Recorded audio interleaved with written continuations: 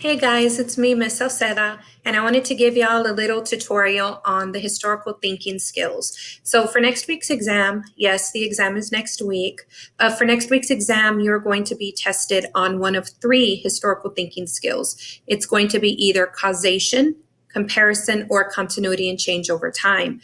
Now, causation is cause and effect. Comparison, obviously, you're going to compare and contrast number of variables. And continuity and change over time, which most of the APUSH teachers think is going to be the skill tested, is going to be comparing how things changed and how they stayed the same over a X amount of time. Now, this page that I uploaded on the Google Classroom AP testers last night, I wanted to go through it with y'all because I know some of y'all may not see it because I uploaded a bunch of things and this is super important. So if you look at this paper, you can see possible thesis organization. Now this one uses the formula X, however, AB, therefore Y. That is very similar to although X, Y because ABC. X being the least important cause, which in the example we used in class, that usually means the different opinion. A and B are your two major points that you're going to make, and Y is your thesis. So if you have a causation question, then key phrases that you're going to use for the thesis and evidence in the body paragraphs are listed there. Key phrases that you're going to use for the thesis and the evidence for effect are also listed there. So you can look at those. Comparison, argument, and counter argument is determined by what you believe is the strongest evidence. You will not use a counter argument if the prompt requires both compare and contrast. So the words are listed there for compare and for contrast. And then the continuity and change over time, it's determined by what has the strongest argument. You will not use a counter argument if the prompt says you have to do both continuity and change. And the words are there as well. Now, this bottom part is the one that I wanted to explain to you. This is the one that has aid, answer, describe, and expand. And each one has to have 1 to 2 sentences. This is very similar to the short answer questions where you have to ace it, where you have to answer it, cite evidence, and elaborate. You answer, describe, expand. So in your contextualization portion, which is going to be in the introductory paragraph, it does need to be at least 2 to 3 sentences long. If it is not 2 to 3 sentences long, you will not get the point. And it can't just be random sentences. It has to relate to the argument you're making. So if you're making an argument that the role of women changed because of World War I, you can't start talking too far in the past, like Abigail Adams warned John Adams to remember the ladies. That's too far back. It has to be the role of women right before that era, right before World War I, where they started working in the factories, the Industrial Revolution and whatnot. It needs to be focused on the topic and it has to put your thesis in context. So if your thesis statement is going to say the role of women expanded because of World War I, then you need to write about how it was before the role of women expanded. You can't just put since the dawn of time women have existed, and that you can't do that. And the reason I say that is because I've read essays from some of y'all, not all of y'all, a couple of y'all, maybe 10, in which you say things since the dawn of time, since the beginning of time, ever since man existed. Don't do that. Key phrases, avoid generalizations and pronouns. And you have to use applicable evidence and IDs. So the identifies that I had y'all practice throughout the year, this is where you're going to do it. So you're going to put that in your intro. You're going to have like a transition sentence. So I know I've trained y'all to do the context and the thesis. There should be one sentence that kind of transitions one into the other. So write your context, your Star Wars part, and then put a sentence that links it. And then put your thesis. You have to answer the whole prompt. So if the question has, it says something like, evaluate the extent to which the role of women expanded socially and economically because of World War I, your thesis has to answer both of those parts. If you only do one, you will not get the point. Now, it can be in your conclusion, but I don't recommend it because if you run out of time, you didn't get your point. And the thesis is one of the easiest points you could get from the get-go. Your counter argument and your main argument have to be there. Although X, Y, because. Don't be too specific. Be broad enough where you can answer it. So don't put because women earned 42 cents to the dollar to men and they lived 4 years longer. Don't be too specific. I made those numbers up. Don't write those down. You should be able to write a paragraph with each historical reasoning listed. Now, the counter argument keywords you can use, however, despite, although. Those are my favorites, but you know, although is my favorite. Use language from the prompt. So if it says evaluate the extent to which the role of women changed socially and economically, use those words in there, but you don't just rephrase the question, you won't get points. Moving down to the documents, you will get points if you explain two or multiple documents. So if you use 2 to 4 documents, that would be ideal so that you could get at least 1 point. The A and D in ADE, so answer and describe. So use one of the documents, explain what it is, and continue. And I'll go through examples later. Introduce doc using author's name. So you can put according to the speech by Teddy Roosevelt or according to the cartoon by Thomas Nast. That is how you do that. Okay, so words you can use: stated, explained, told, showed, implied, emphasized, in essence, if you want to throw salt on that, like Salt Bay. In other words, you can use those. Now, D, describe the document as it applies to your topic sentence. So if you're writing about how the role of women changed economically because of World War I, you could write down that the role of women changed economically because they had better opportunities in the workforce, because a lot of the men went off to war and they had to fill the gaps in the workforce. So a lot of those women, not many, but a lot of those women did stay on, usually the single ladies, not the married women. They went home to their man after the war, but you can put that in there. You never put the documents in the intro. The intro is specifically for your contextualization, your transition sentence, and your thesis statement. You do not want to introduce new documents there. Okay, now documents as evidence, they're also in the body. You never introduce documents in the beginning. Try not to put them in the conclusion. Again, you might run out of time by then.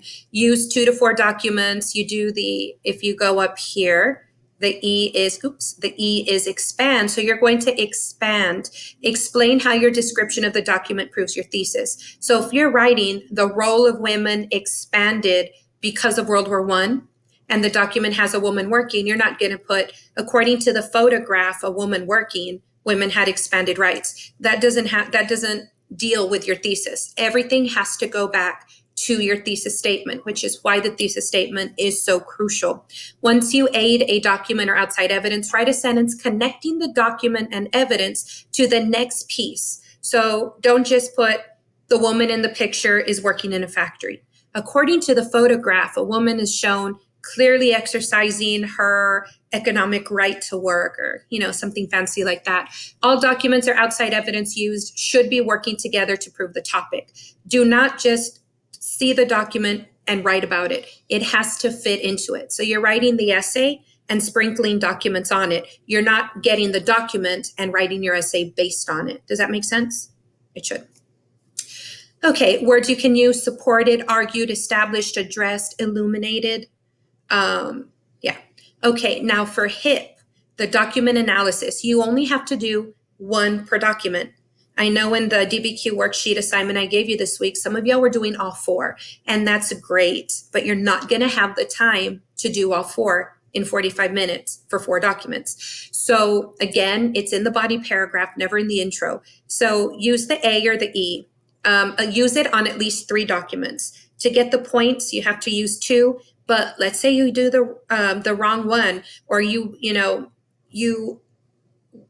how do I say it? I know the words. You're writing the document's intended audience, but you totally missed the mark and got it wrong. It's better to do 3 and then get 2 right. So you know that expression, aim for the stars, so you could land on the moon or crash into the Earth's atmosphere, whatever the expression is. That's how you want to do it. So you're going to choose 1 form of HIP for each document. And if you still have your spirals with you, I know in the very front, I had y'all put in a flow chart, of how to source the document. Look for it. If you have it, perfect. Explain how it's relevant to the argument. So remember your thesis statement, the point that you're making, the side you're choosing. Your HIP needs to relate to that.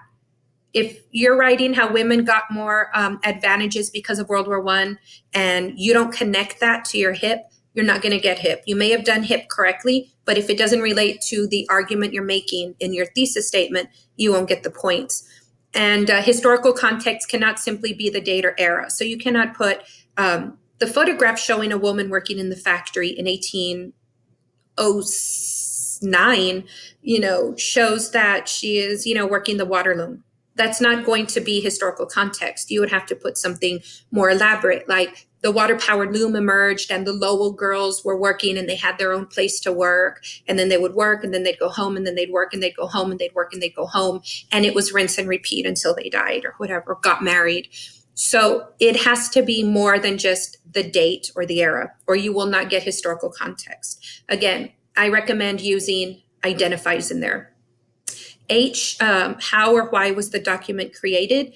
Insert author's name, was writing too. So you can put, according to Thomas Jefferson, he was speaking to his constituents, which would cause him or her to vote for him for re-election. Now I have to state, if the document itself says Teddy Roosevelt in a speech to Congress, you can't use that for intended audience because it's given to you. You have to put something not in there. Now, if you put on there, he was running for re-election, he was giving a speech. Well, he wasn't really running for re-election in 1912. That was the year that William Howard Taft was running for re-election, and he ran on the Bull Moose Party. You can put he was giving a speech and they attempted to assassinate him, but his Bible and his glasses and whatever else was in his pocket stopped the bullet. He continued his speech and then was like, hey, I was shot, check me out. You could do that, but if it says in a speech to constituents, you can't put in a speech to constituents. You cannot use information that's already on there. P, with the intent to, in order to. So the purpose of this speech to his constituents was to get them to vote for him in the Bull Moose Party, or to say, you don't need Democrats or Republicans. You did fine with me for 8 years. Am I right? Author's agenda, his background, what would affect his ideas. So Upton Sinclair, the reason he wrote The Jungle was to showcase the strife that the new immigrants face. But why? Was he an immigrant himself? Why did he want to showcase the struggle that these immigrants were facing? Now that's hip. So context, audience, purpose, point of view, if any of those are in the document, you cannot use it, which takes us to outside evidence. Now, you will get a point for one piece of outside evidence, but we're a VELA. We don't want just one. We want two. Now, it is going to be in the body paragraphs. You're never going to put outside information in the intro. That will be seen and construed as contextualization. So you are going to answer, describe, explain your evidence, and you have to include 3 to 4 pieces. These are identifies, acts, laws, people, places, events, anything at all that is important to the argument. So if you're writing about the role of women and how their economic and social status expanded because of World War I, and you get a document, or you're trying to find outside evidence that isn't in the documents, you can't just put, in 1950, women tried to, get the ERA revived again because Alice Paul couldn't succeed in the 20s. That has nothing to do with the argument. You can't just start throwing names and like, oh my God, I remember Miss Salceda said a funny joke about, Teddy Roosevelt and being attempted or whatever. You can't just throw info in. It has to be relevant to your thesis, to your argument. Treat it as the same as docs in your essay, no hip. Use the historical thinking skill phrases that are on the first page. Words to use can be supported, argued, established, addressed, illuminated. That's my new favorite word. I am going to get your responses back at the end of May. I hope at least 2 of y'all use the word illuminated. Proves, etc. Now, the complexity point is also known as the unicorn point. Chances are you're not going to have time to attempt it. But if you're a super fast writer, or you type like me when I'm pretending to be Kermit in the meme on Twitter, then yes, you can try it. So I know if you put identifies just scattered throughout the essay, you can get the points. And last year in Louisville, when I did the reading, I had about 6 essays out of over 1,000 that had identifies, like 4 identifies in each paragraph. So 4 in the intro, 4 in each body, 4 in the conclusion. The more identifies that you add, you could get your complexity point there because it shows the topic. But you can't just randomly pick and choose words. They have to be relevant to your thesis. So if you get a question on the Progressive Era, and you know all of these muckrakers, you know all of these laws that were passed, Pure Food and Drug Act, the Meat Inspection Act, the Shame of the Cities, you know, Leviathan, How the Other Half Lives, The Jungle, the Standard Oil expose, Thomas Nast. If you include those throughout the whole essay, you can get complexity point there. But I've noticed a lot of my students do the counter argument. So yes, women did get expanded economic and social. I forget what question I made up 5 minutes ago. But if you do that, then you can. I lost my train of thought. A car passed by and I saw it and I was like, ooh. And what was I saying? Let me backtrack. Oh, right, the counter argument. So if you're writing about how women did expand, then you could put, yes, they expanded socially and economically, but intellectually, artistically, politically, they did not. And that also goes with the other one. If it has you write the political and economic effects of immigration in the 19th and 20th century, so political, economic, and you write about social or artistic, you could put the Harlem Renaissance and stuff in there, then that extra one will also give you the complexity point. It would just be best to throw in as many identifiers as you can, time permitting.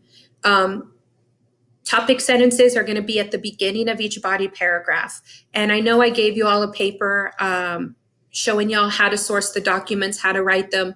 And I know Becky Richardson, whom I fangirl over so much, and that I met at the reading and she gave me a pencil. It's a different video. But anyway, so what she says in that example is you can put document A says, document B says. But I was reading this other one and it was a list of things readers hated seeing, and it said, don't put that. The document doesn't speak. So you would always want to do what it says up there. According to the author, according to Teddy Roosevelt, according to Alice Paul, according to Susan B. Anthony, or whatever, and then put the document in quotations. What I recommend is look at the 2 example essays I posted on Classroom and where it's highlighted, and see how they do the documents. Now, you are going to get points if you put document B says, but you will not get points if you do the laundry list. Document A says, document B says, document C says.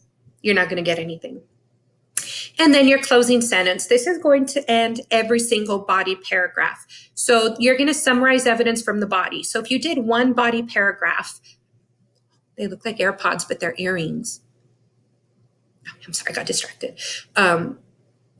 Summarize everything. So if you do one body paragraph about the social advancements of women because of World War I, where, I mean, obviously, socially, think about the flappers. They cut their hair, they wore makeup. I spit, sorry. They wore makeup, they cut their hair, they smoked, they drank, they chewed gum, they had sex. They did all kinds of stuff. So you can put that on there. And if you write your whole paragraph about that and you put, according to the picture of the flapper, document C, blah, blah, blah, the purpose of this document is to show the stark differences between Victorian women in America and the flapper woman in America and the 30-year difference, blah, blah, blah. Then you're going to wrap it up. So you're going to close the loop, as Becky Richardson says. And that's basically going back to your thesis. So if your thesis statement says women had expanded social and economic rights or whatever, then you begin your body paragraph and end your body paragraph with that. So key terms you could use, which proves as such, above all, in the long run, you could probably throw in illuminated. I hope I read that. I'm telling y'all. So those are the historical thinking skills. And I know I've spoken to, okay, I haven't spoken to y'all, but I have read your typed responses regarding printers. Like, I'm already out of ink, as y'all know. So you won't be able to do that, but you will be able to, let's say, get another, I'll look at it later. You'll be able to open your computer, type it up, and then log into the account again on your phone and look here. The only thing is, wherever you activate your ticket is where you have to submit. So if you activate your ticket on your phone, it has to be submitted on your phone. So don't activate on your phone. Activate on the laptop and then log in and use your phone. Be careful though, because they were saying in my APUSH group, if you log in an AP Classroom on your phone as your second device, they may be able to track what you Google. So just because it's two different ones, I mean, stranger things have happened. So again, you're not going to do the whole Googling, cheating, being in group chats. And that brings me to another thing. If you all use a shared Google document, you're not going to get credit. So if you're going to have several tabs open with reviews and cheat sheets, make sure you download them separately and you're the only owner, because if you have a shared document in a Google Drive, like one of mine, it could invalidate your score. So make sure you download all of the documents you need and have them open separate from a Google Drive. Do you get me? Okay. If you have any questions on any of this, I'm available 25/8. I'm actually sitting here knitting a sweater. Look how pretty this is. Isn't the color gorgeous? This is called the garter stitch. I'm making a sweater for my daughter. So I am literally knitting here at my computer while I'm grading and responding. Keep bringing in those, turning in those mock exams, because I am grading and giving feedback. If you feel that this didn't help you at all, that's fine. I'm doing this for those of y'all who miss my voice, who wanted to see how my eyebrows grew out.